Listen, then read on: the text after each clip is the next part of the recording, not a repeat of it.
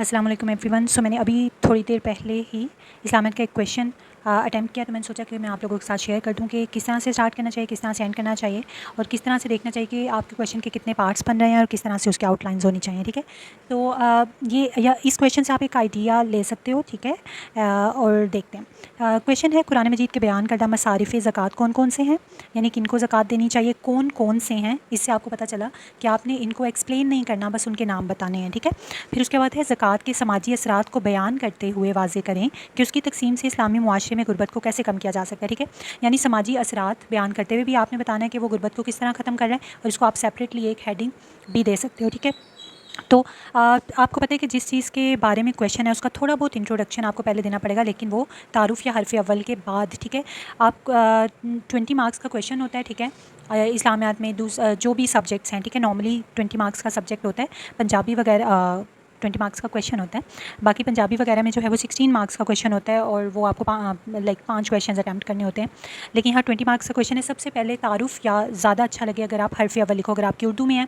अगर इंग्लिश में है तो आप इंट्रोडक्शन लिखोगे। ठीक है, तो इंट्रोडक्शन में आपने एक ओवरव्यू देना है उस सारी डिटेल्स का जो आप आगे लिखने वाले हो अपने क्वेश्चन में। ठीक है, तो इस तरह से करके कि ज़कात क्या है, कैसे, और आगे आप क्या बातें बयान करने वाले हो क्वेश्चन से रिलेटेड।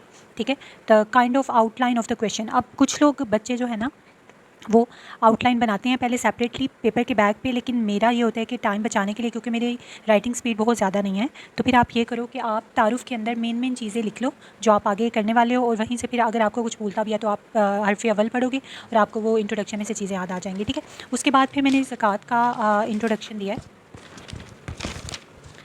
ज़कात एक तारुफ़ उसका। ठीक है, उसके मानी व मफ़हूम क्या हैं, और शरई इस्तिलाह में ज़कात क्या है, और उसी डेफिनेशन के अंदर कि क्या ख़ास हद होती है माल की, क्या शरह है, और किन लोगों को देनी चाहिए। ठीक है, तो फिर यहाँ पे एक आयत मैंने इंक्लूड किया। बेसिकली इस सवाल के अंदर आपको कोई आयत या हदीस जो है वो देख के खुद से इंक्लूड करनी पड़ेगी। ज़्यादातर आयात और हदीस जो है ना वो अकायद वाली चीज़ों में आती हैं। ठीक है, या फिर कुछ ऐसे जहाँ पे आपसे मांगा गया हो कि कुरान या हदीस की रोशनी में बयान करें, तो यहाँ पे आपने खुद से इनको इनकॉर्पोरेट करना होता है क्वेश्चन के अंदर, जैसे कि मैंने सूरह बकरा की एक आयत यहाँ पे इनकॉर्पोरेट किया है। ठीक है, उसके बाद हम आ जाते हैं अपने क्वेश्चन के पहले हिस्से के ऊपर, जो कि है मसारिफ़ ज़कात। ठीक है, तो हमने इसके अंदर अगर आप सीधे से मसारिफ़ ज़कात लिख दोगे तो वो भी ठीक है, लेकिन अगर आपको पता है कि सूरह तौबा की आयत नंबर 60 के अंदर ये मसारिफ़ बताए गए हैं, तो वो एग्जामिनर पे एक अच्छा इफेक्ट आएगा, और उस चीज़ को आपने दूसरे कलर के पेन से लिख के थोड़ा सा हाईलाइट कर देना। ठीक है, फिर आपने इस तरह से लिख देना, थोड़ी सी जगह भी ज़्यादा घेर लेगा। ठीक है, उसके बाद हम आ जाते हैं ज़कात के समाजी असरात के ऊपर, और किस तरह से वो गुर्बत का खात्मा करे। उसका थोड़ा सा देने के बाद पहला आप हेडिंग लिखोगे अपनी। ठीक है,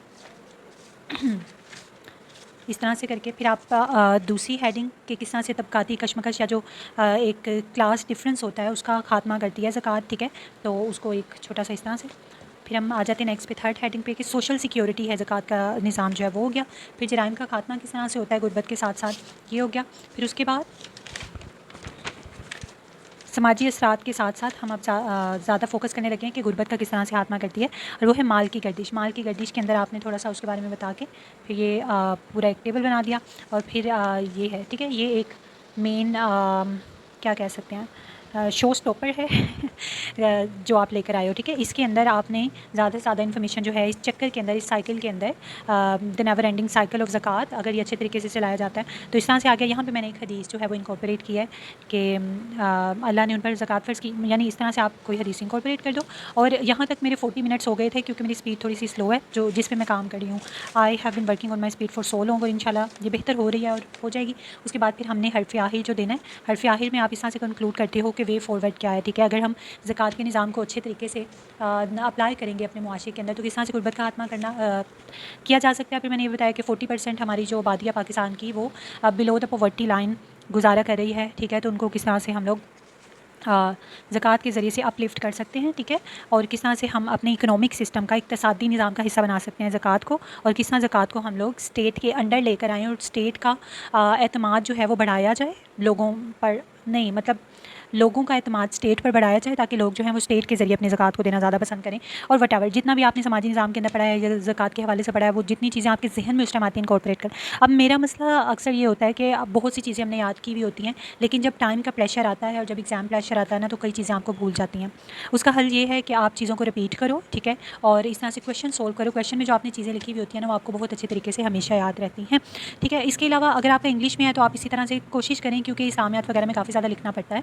तो ये है कि आप कुछ ब्लॉक डायग्राम्स बना लें, टेबल्स बना लें, कुछ इस तरह से करके साइकिल्स वगैरह बना लें, तो इससे जगह ज़्यादा घेरी जाती है और एग्जामिनर को भी अच्छा लगता है। हमारे एक टीचर कहते थे कि अगर आप ये साइकिल्स या ब्लॉक डायग्राम्स, टेबल्स वगैरह बनाते हो तो एग्जामिनर को पता चलता है कि अच्छा इसने काफ़ी चीज़ें पढ़ी हैं और वो उनको रिलेट भी कर सकता है, ठीक है। तो काफ़ी अच्छा इफेक्ट आता है उसके ऊपर। And that is it. इसके अलावा अगर आपका कोई क्वेश्चन है तो leave your question in the comment. I will try my level best कि मैं उसका आपको रिप्लाई कर सकूँ, ठीक है, क्योंकि सबकी प्रेपरेशन इस टाइम चल रही है। और good luck for the MPT। I guess last date है और मुझे कल ही अप्लाई करना है। Let's see what happens. तो इंशाल्लाह अल्लाह ताला सब कुछ बेहतर करे। And thank you so much. अल्लाह हाफिज़।